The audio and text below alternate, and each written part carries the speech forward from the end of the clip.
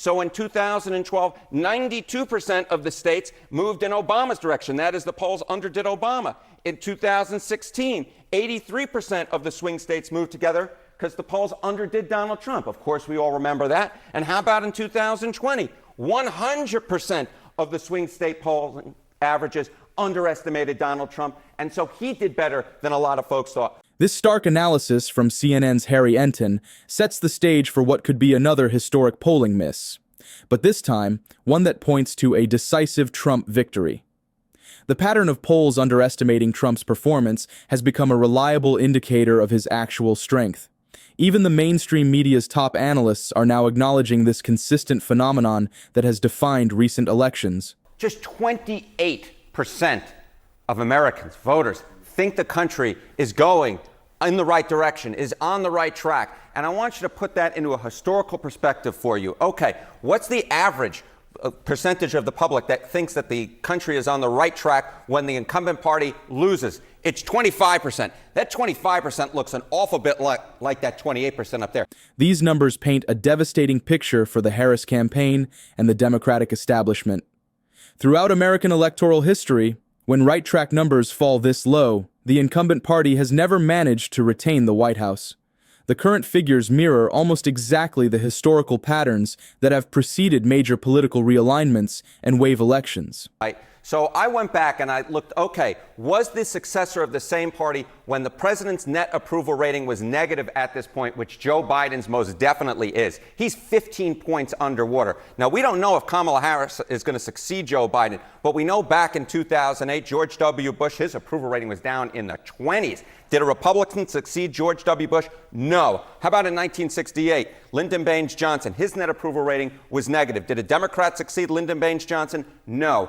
The historical parallels to previous electoral defeats are becoming impossible to ignore for the Democratic Party. Biden's deeply underwater approval ratings mirror exactly the circumstances that have spelled doom for incumbent parties in the past.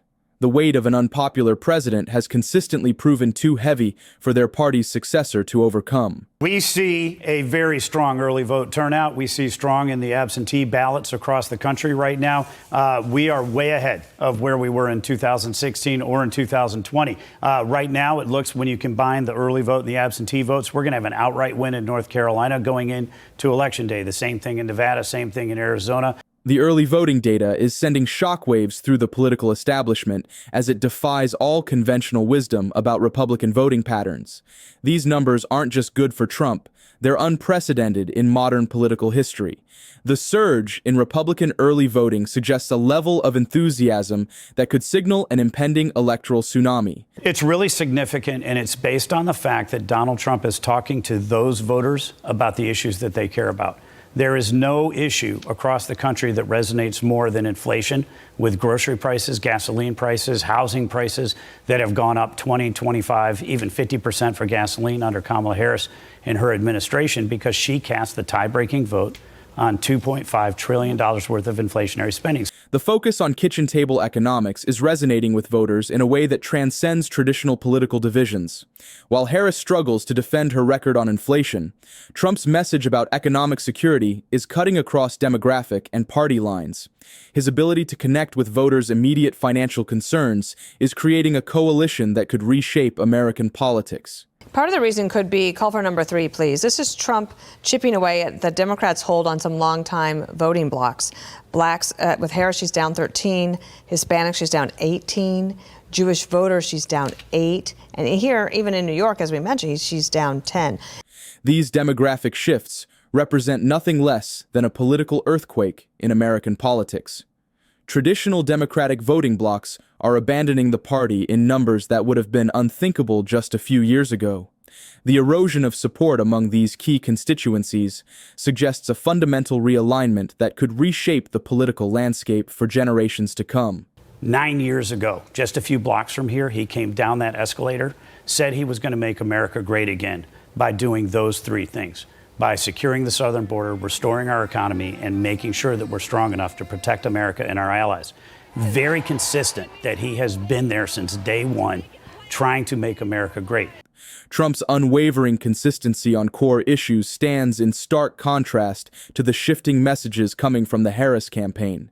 His ability to maintain the same clear vision over nearly a decade has built a level of trust with voters that transcends typical political loyalties.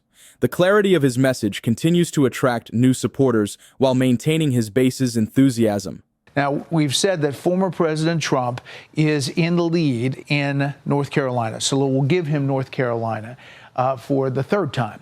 And based on our new Fox Power rankings we reported yesterday, we'll go ahead and give him Arizona as well. Michigan is tied in our new poll, but Vice President Harris has a slight edge in the recent polls in Michigan, so we'll give her Michigan for this scenario, as well as Nebraska's 2nd district. The electoral map is revealing a clear path to victory for Trump that runs through multiple battleground states. Recent polling shows Trump's strength in key states that were once considered reliable Democratic territory. The expansion of the battlefield puts tremendous pressure on the Harris campaign to defend traditionally blue states while trying to compete in swing states. We're very excited about the numbers that we're seeing of people that did not vote in 2020. For example, in Nevada, 16% of our early voters did not vote in 2020. North Carolina, that number is 18%. We're seeing all across the country right now that people who have not participated before are coming. The surge of new voters entering the political process is reminiscent of the hidden Trump vote that shocked pollsters in 2016. These numbers suggest an even larger pool of previously disengaged voters are now motivated to participate. The high percentage of new voters in key battleground states could render traditional polling models obsolete. So we have been talking about the idea that there's going to be a historically close election.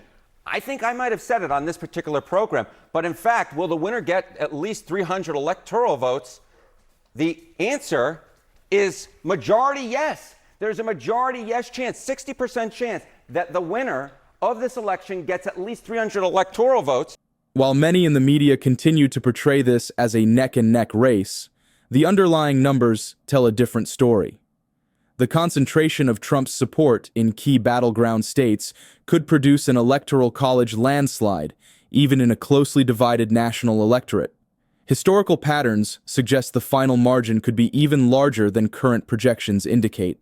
Republicans have been registering voters in big, huge numbers. They have been gaining in party registration versus the Democrats in the swing states with party registration. We're talking Arizona. I think it's a 5-point. They've expanded their lead from 5 points from where it was back in 2020. The data points to a clear conclusion. Trump isn't just positioned to win, he's positioned to win big.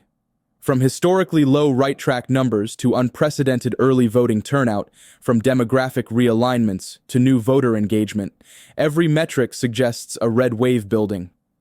The electoral landscape has shifted dramatically in Trump's favor, with traditional Democratic strongholds now in play and new battlegrounds emerging.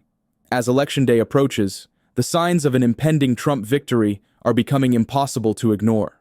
The only question remaining is, will the political establishment once again be caught off guard by what the numbers have been telling us all along?